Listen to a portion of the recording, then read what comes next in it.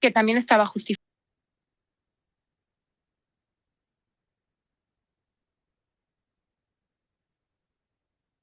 Y continuamos con las inmunoglobulinas o anticuerpos.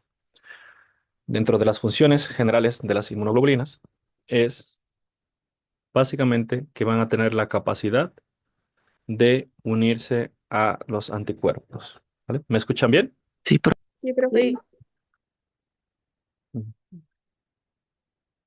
Ok, gracias. Las inmunoglobulinas se van a unir específicamente a unos pocos antígenos estrechamente relacionados, ¿vale? Entonces, recuerden que una inmunoglobulina va a ser fabricada por las células plasmáticas para reconocer específicamente a un antígeno. Por lo tanto, esta unión solamente es entre ese tipo de anticuerpos y ese antígeno que está induciendo que se genere a esa inmunoglobulina, ¿vale?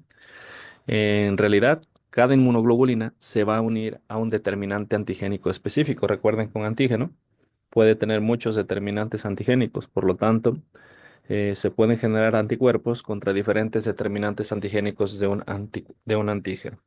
Dentro de los conceptos que van a estudiar en el capítulo 3, pues ahí viene justamente qué es un determinante antigénico, qué es un antígeno, qué es un epítopo, qué es un parátopo, qué es un inmunógeno, que son términos que van a ser importantes que ustedes conozcan para poder saber cómo es que funcionan las inmunoglobulinas, ¿vale?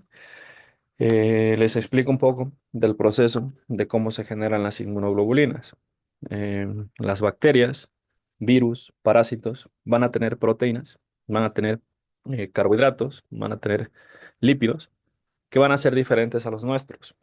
Entonces, hay células que se llaman células presentadoras de antígeno, de las cuales las más importantes son las células dendríticas. Sin embargo, tanto los macrófagos como los linfocitos B también pueden fungir como células presentadoras de antígeno.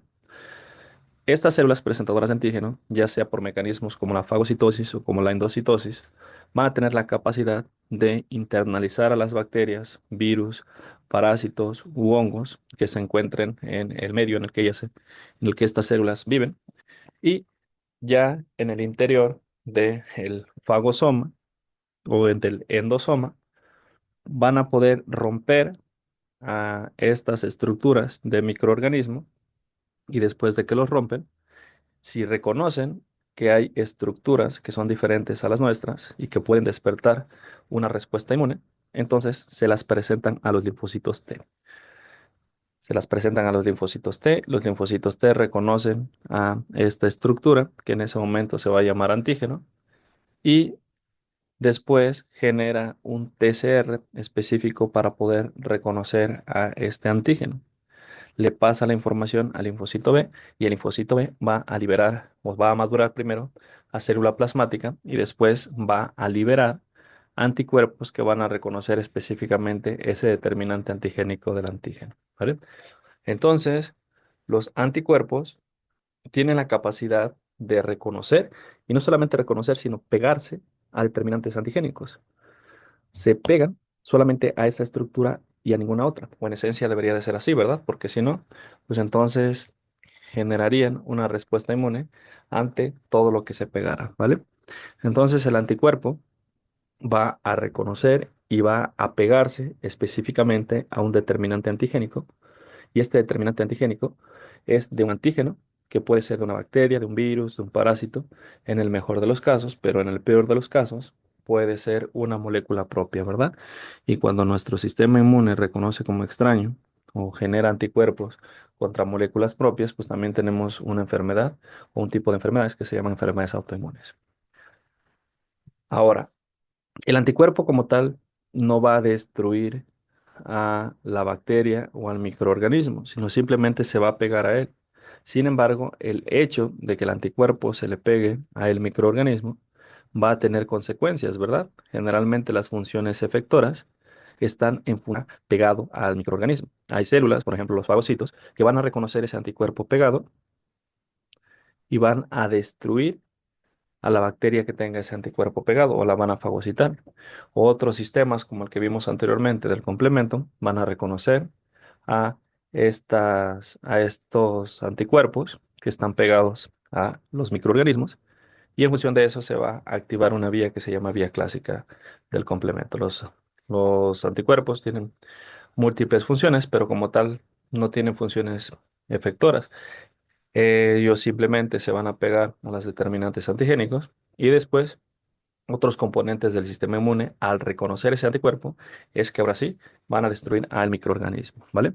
Pero para ver qué parte del anticuerpo es el que se pega a la bacteria y qué parte del anticuerpo es el que es reconocido por otras células del sistema inmune, pues es importante que nosotros reconozcamos también la estructura de los anticuerpos, ¿vale? Entonces, esta es la estructura clásica de un anticuerpo o inmunoglobulina. Tiene dos cadenas. Una cadena, que son estas cadenas verdes que tenemos aquí, que tenemos en color verde, que se llaman cadenas pesadas. Y tiene otras dos cadenas, que son las que están en la parte, las que están en color azul, que se llaman cadenas ligeras. Ahora, la porción que se encuentra en el extremo de lo que asemeja una Y es una región que cambia constantemente. Ustedes ven aquí la letra VL, se refiere a región variable de la cadena ligera. Y la BH, de la palabra heavy en inglés, significa pesada, se refiere a la región variable, perdón, de la cadena pesada. Entonces, este segmento voy a rodearlo en un círculo. Este ejercicio ya lo hemos hecho varias veces, sin embargo, pues vamos a hacerlo nuevamente.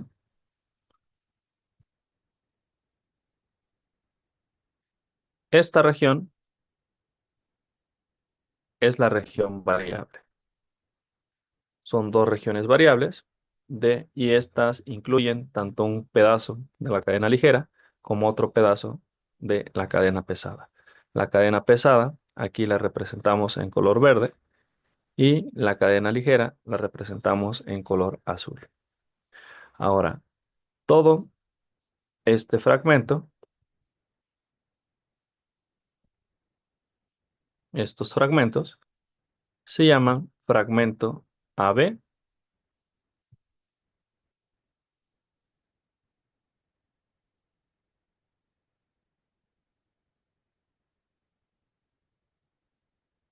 y este fragmento, bueno, el fragmento restante,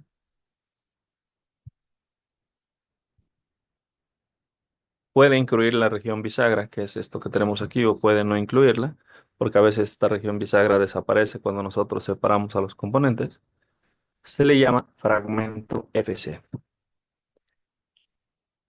Esto es muy importante, pregunta que probablemente venga en su examen. La región variable del fragmento, de los fragmentos AB, son las que reconocen el antígeno. Aquí, estas partes que tenemos aquí son las que van a reconocer al antígeno, mientras que el fragmento FC siempre va a quedar expuesto y aquí es el segmento o la parte que va a ser reconocida por otras células, como por ejemplo los macrófagos.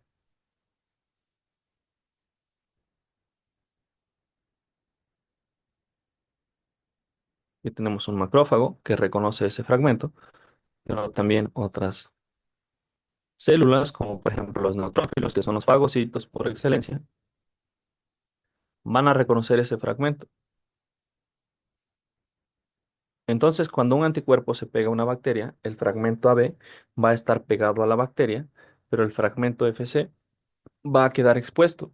Y este fragmento FC va a ser reconocido por neutrófilos y por macrófagos que tienen receptores para el fragmento FC, como vimos anteriormente, y esto va a permitir que cuando se dé este reconocimiento, el neutrófilo se fagocite completamente a la bacteria. Obviamente, estos dibujos no son a escala. Un anticuerpo es 1000 a 10.000 veces más pequeño que una célula, pero la célula va a tener receptores que van a reconocer ese anticuerpo y permitir la fagocitosis, ¿vale? Ahora, como habíamos visto anteriormente, los anticuerpos son proteínas que tienen carbohidratos pegados, son glucoproteínas. Entonces, estos carbohidratos pueden estar pegados alrededor del fragmento FC y esto pues, les va a dar especificidad para poder saber qué tipo de anticuerpos son, ¿vale? Entonces, déjenme borrarlo. Apréndase bien la estructura de los anticuerpos. Y más adelante vamos a ver que hay diferentes tipos de anticuerpos y que cada uno de ellos tiene características diferentes, tanto características funcionales como características estructurales.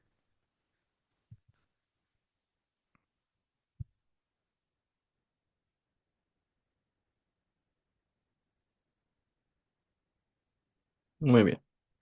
Para poder conocer y nombrar a estos fragmentos, pues lo que se hizo fue separar cada uno de los componentes del anticuerpo, ¿verdad? Y para eso se utilizaron enzimas digestivas. Déjenme borrar esto que quedó ahí.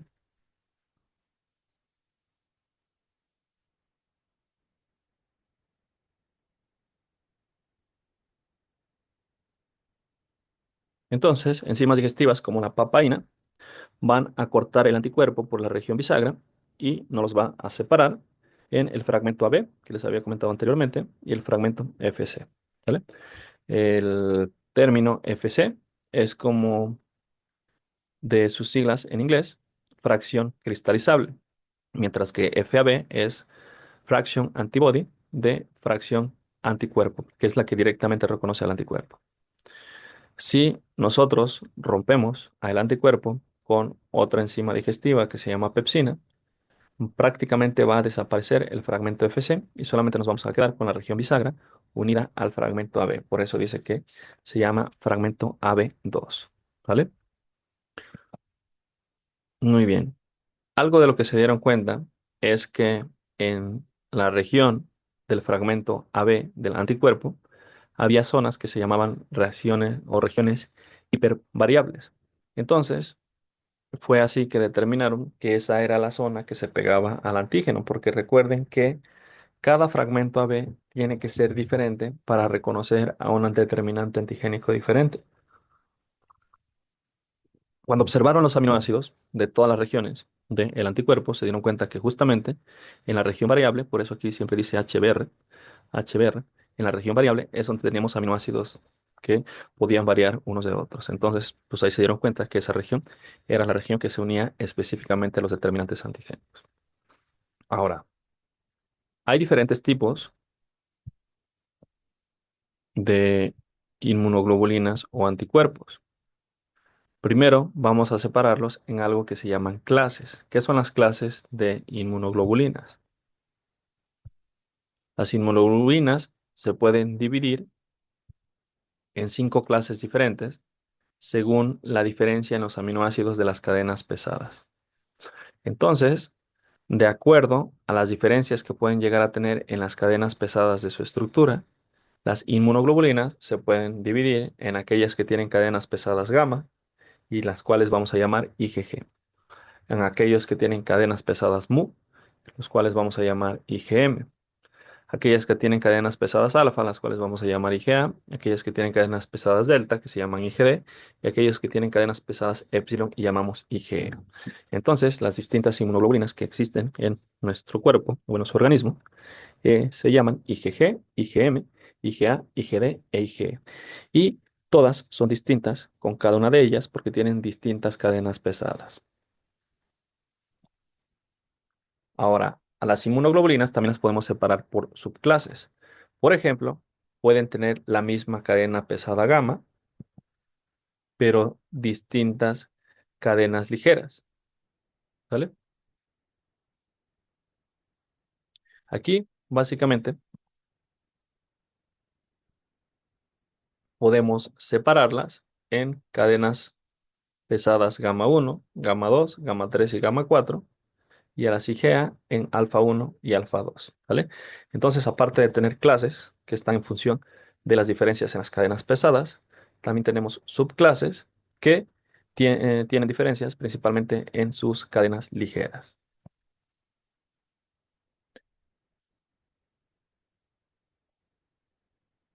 A continuación, vamos a ver la estructura y algunas propiedades de las clases y subclases de cada una de las inmunoglobulinas. Vamos a iniciar por la IgG. Todas las IgG son monómeros y de acuerdo a las subclases y por la longitud de la región bisagra. En cuanto a sus propiedades, la IgG es la más versátil porque realiza básicamente todas las funciones que tiene una inmunoglobulina. Una inmunoglobulina, bueno, puede tener varias funciones, como lo vamos a ver más adelante: opsonización, neutralización, activación del complemento. IgG es la más versátil porque básicamente hace todas. Es la inmunoglobulina principal en el suero. Alrededor del 75% de la inmunoglobulina del suero es IgG y también es la principal en los espacios extravasculares. Entonces es la inmunoglobulina más abundante. Es la única que tiene transferencia placentaria, puede atravesar la placenta y esta transferencia está mediada por un receptor en las células placentarias. Ahora, no todas las subclases de IgG pueden cruzar con la misma facilidad la placenta. Por ejemplo, las IgG2 no pueden cruzar bien la placenta. Sin embargo, pues en general todas las IgG pueden cruzar hacia la placenta. Entonces, en cuanto a la activación del complemento, particularmente la IgG4, no va a activar el complemento. Se pueden unir a diferentes células, como macrófagos, monocitos, polimorfonucleares y algunos linfocitos. Todas estas células van a tener un receptor que va a reconocer el fragmento F. Hemos visto anteriormente, no todas las subclases se unen igual de bien a el receptor AFC de estas células. Por ejemplo, IgG2 e IgG4 no tienen la capacidad de unirse a receptores FC. La unión de los receptores FC a la inmunoglobulina hace que se optimice la fagocitosis y que por lo tanto se destruya todo aquello a lo que está pegado este anticuerpo, ¿vale? En el mejor de los casos, se lo repito, este anticuerpo va a estar pegado a bacterias, virus, parásitos, generando que estos se fagociten y que se destruyan. Pero en el peor de los casos, también pueden estar pegados estos anticuerpos a moléculas propias o a tejidos propios, y esto va a llevar a la destrucción de ese tejido en un tipo de enfermedad que se llama enfermedad autoinmune, que es básicamente cuando nuestro sistema inmune nos ataca a nosotros mismos. Esta es la estructura de la IgG. Tanto IgG1, IgG2 e IgG4 tienen una estructura muy parecida, es más grande. Bueno, ahora vamos a hablar sobre la IgM. En cuanto a sus propiedades, la IgM es la tercera inmunoglobulina sérica más común. ¿A qué se refiere que sea sérica? Que se encuentra en el suero, básicamente que se encuentra en la sangre. Es la primera que produce el feto y la primera que producen los linfocitos B vírgenes cuando son estimulados por un antígeno. Los primeros anticuerpos que producen las células plasmáticas cuando son estimuladas por un antígeno básicamente van a ser IgM. Puede tener estructura pentamérica, pueden formar pentámeros, o sea que 5 inmunoglobulinas pueden estar unidas para formar una sola estructura. La IgM es una inmunoglobulina que es buena fijadora del complemento, por lo tanto, los anticuerpos de IgM son muy eficaces para provocar la destrucción o lisis de los microorganismos. También son buenas aglutinantes. ¿Qué quiere decir que sean aglutinantes? Que van a unir una bacteria con otra, básicamente, como tienen esta estructura pentamérica, una uno de sus fragmentos AB sea una bacteria y otro de sus fragmentos AB se puede unir a otra bacteria, generando que queden inmovilizadas para que posteriormente se puedan fagocitar por parte de los fagocitos. La IgM también se une a algunas células a través de sus receptores Fc. Esta es la estructura de la IgM, es un pentámero que está unido por el fragmento o cadena que se llama cadena J. Sin embargo, también puede tener forma monomérica y en su forma monomérica, pues tiene una cola bastante grande y tiene el fragmento, o van a poder reconocer, ciertas células como por ejemplo los neutrófilos y los macrófagos.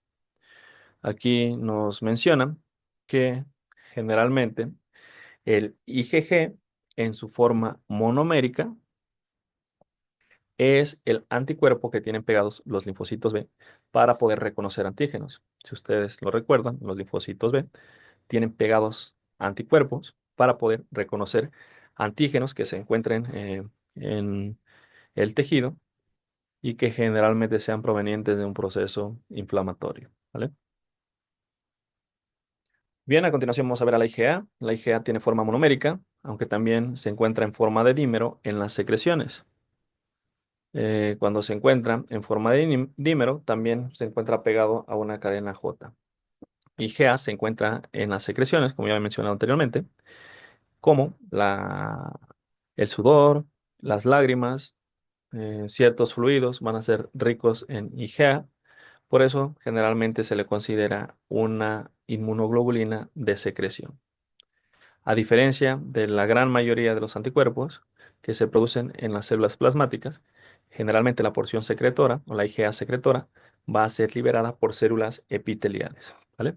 Por eso es que se encuentra particularmente en las secreciones, porque todos los demás anticuerpos son liberados por células plasmáticas, pero la IgA, particularmente la forma dimérica, es secretada por las células epiteliales. La IgA es la segunda inmunoglobulina sérica más común. Es la clase principal de inmunoglobulina en las secreciones. La vamos a encontrar en las lágrimas, en la saliva, en el calostro y en el moco. Como se encuentra en las secreciones, la IgA secretora es importante en la inmunidad de las mucosas. No fija el complemento para fines prácticos, pero sí puede ser reconocida desde su fragmento Fc por otras células como los polimorfonucleares y también por algunos linfocitos. Muy bien, ahora vamos a hablar sobre la IgD. Y de la IgD, pues básicamente no sabemos mucho, ¿verdad? Básicamente que existe como monómero en su estructura, es muy parecido a la IgG y a la IgA y la IgM en su forma monomérica. Se encuentra a niveles muy bajos en el suero y actualmente no sabemos para qué sirve. Se encuentra también en la superficie de las células B y ahí va a funcionar como receptor de antígeno. La IgD, dentro de lo poco que sabemos de ella, es que no se fija al complemento y por lo tanto no va a activar al complemento. Muy bien. A continuación vamos a ver a la IgG, que si bien es el anticuerpo menos numeroso, pues es también uno de los que más consecuencias inflamatorias tiene. También es un monómero y tiene un dominio adicional en la región constante. Básicamente, tiene dos dominios de reconocimiento. En cuanto a sus propiedades, es la inmunoglobulina menos común y qué bueno porque justamente despierta respuestas inflamatorias bastante severas. Cualquiera que haya tenido un ataque por un shock anafiláctico a consecuencia de una alergia o un ataque de asma, pues sabe que justamente esta inmunoglobulina puede causar muchos estragos en la salud debido a que pues, genera una respuesta inflamatoria bastante agresiva. Es la inmunoglobulina menos común. Esta se va a unir estrechamente a los receptores Fc de dos células en particular, los basófilos y los mastocitos. Se pueden unir incluso antes de interactuar con el antígeno, o sea, receptores Fc de los basófilos y los mastocitos.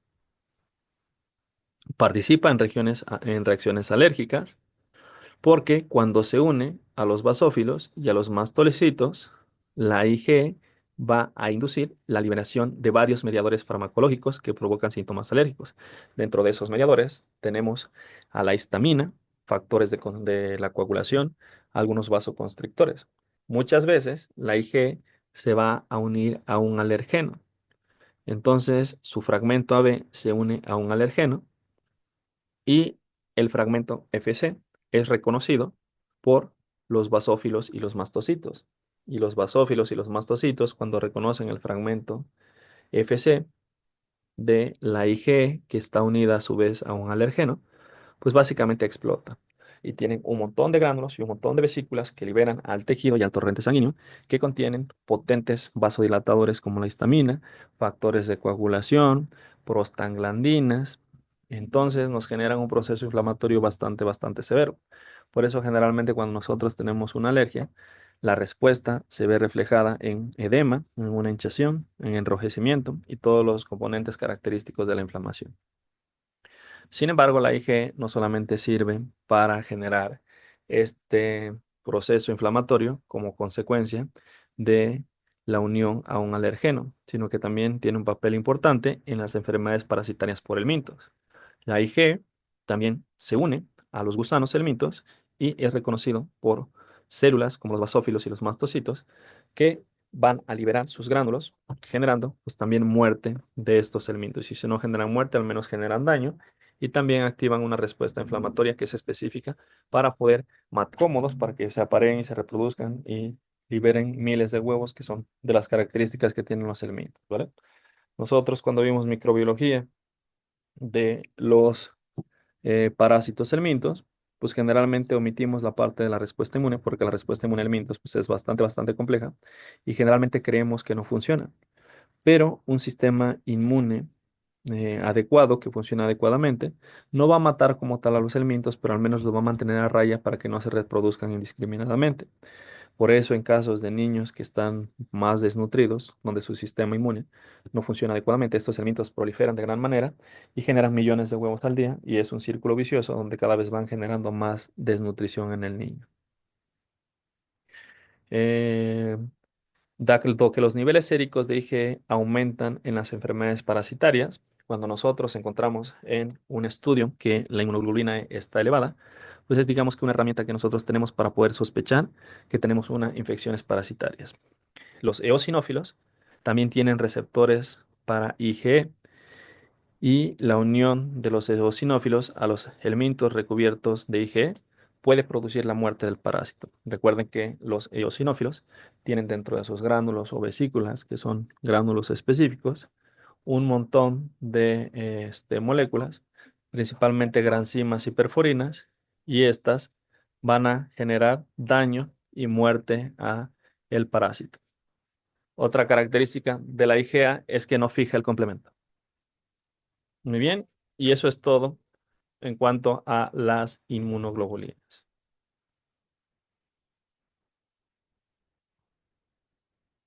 Bien, vamos a continuar con la siguiente presentación.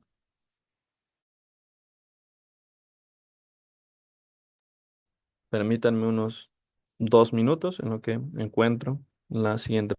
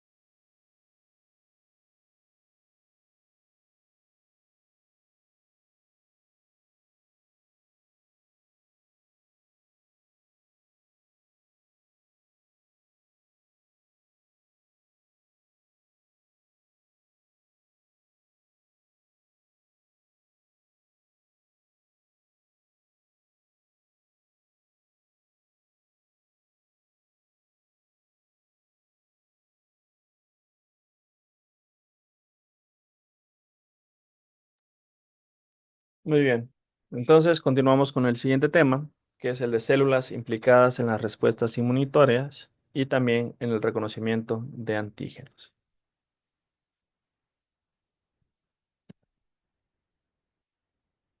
En cuanto a las características generales, el sistema inmune se ha desarrollado para proteger al hospedero de patógenos y otras sustancias extrañas, ¿verdad? El sistema inmune básicamente va a reconocer agentes extraños, como pueden ser microorganismos, pero también sustancias extrañas. sustancias extrañas que pueden ser metales pesados, contaminantes, etcétera. Y la función o la intención de nuestro sistema inmune pues va a hacer que nos cause la menor cantidad de daño posible, ¿verdad? Sin embargo, pues muchas veces esa intención de nuestro sistema inmune de atacar lo que reconoce como no propio, pues es lo que nos viene causando enfermedades. La discriminación, el poder reconocer lo propio y lo ajeno, es una de las características principales que debe de tener el sistema inmune. Hay dos sitios principales en los que los patógenos, los patógenos se refieren a todo aquello que nos puede causar enfermedad y que es un organismo vivo, principalmente bacterias, virus, parásitos y hongos, y estos en esencia pueden residir en dos lugares: fuera de la célula, extracelularmente, en espacios tisulares, o dentro de la célula, intracelularmente, que es en el interior de la célula. Obviamente, el sistema inmunitario va a tener diferentes estrategias para lidiar con los patógenos en estos sitios, ¿vale? Entonces, de manera general, nosotros podemos decir que tenemos dos respuestas inmunes de acuerdo a si el microorganismo o el patógeno vive fuera de la célula o si vive dentro de la célula. Entonces, estos dos patrones de respuesta inmune son los que vamos a ver a continuación. Primero vamos a ver cómo es que se ataca a los patógenos que viven fuera de la célula, patógenos extracelulares. Para los patógenos extracelulares, la principal defensa van a ser los anticuerpos. Y estos anticuerpos pueden funcionar de tres maneras. Pueden neutralizar, opsonizar o activar el complemento, ¿sale? Entonces, esto es importante para los patógenos extracelulares. El principal mecanismo de defensa van a ser los anticuerpos, ¿verdad? Los anticuerpos que vimos en la clase anterior. Y las funciones de los anticuerpos van a ser tres: neutralización, opsonización y activación del complemento. Ya vimos que había diferentes tipos de anticuerpos y que no todos tienen la misma capacidad para poder neutralizar, opsonizar o activar el complemento. De hecho, habíamos visto que justamente la IgG era la inmunoglobulina más versátil porque tenía estas tres capacidades. Sin embargo, tenía subclases y sus subclases podían ser diferentes en cuanto a su capacidad para realizar alguna de estas funciones. Primero vamos a ver la función de neutralización. Muchos microorganismos o algunos componentes de los alimentos pueden tener toxinas. Aquí nos ponen el ejemplo de toxinas bacterianas. Por una décima, ¿quién me dice un ejemplo de una toxina bacteriana? Tres ejemplos de una toxina de toxinas bacterianas. Levanten su manita. Pues, A ver, díganme tres ejemplos de toxinas bacterianas. Vimos como 10, 15 en la clase de bacteriología.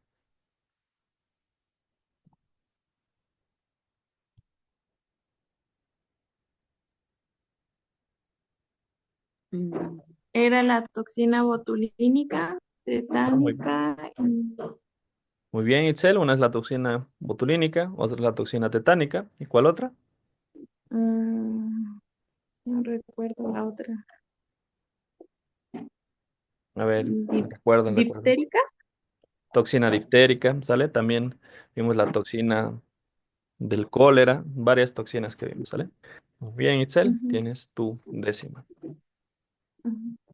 Entonces, muchas de las bacterias, e incluso algunos componentes de los alimentos, van a tener toxinas. Estas toxinas pueden unirse a ciertos receptores de las células del hospedero y en esas células van a generar destrucción o van a implicar una función la cual va a ser dañina para el individuo. Por ejemplo, la toxina del cólera, cuando se une a sus receptores en las células epiteliales, van a generar que estos liberen una gran cantidad de agua hacia el lumen intestinal. Por eso nos da una diarrea acuosa de los mil demonios, ¿verdad? Cuando nos da cólera. Y esto es principalmente a consecuencia de su toxina.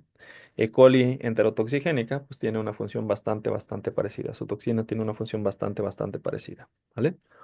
Entonces, los anticuerpos pueden neutralizar esa toxina. Entonces, aquí nosotros vemos cómo varios anticuerpos se unen a diferentes toxinas y básicamente la van a neutralizar.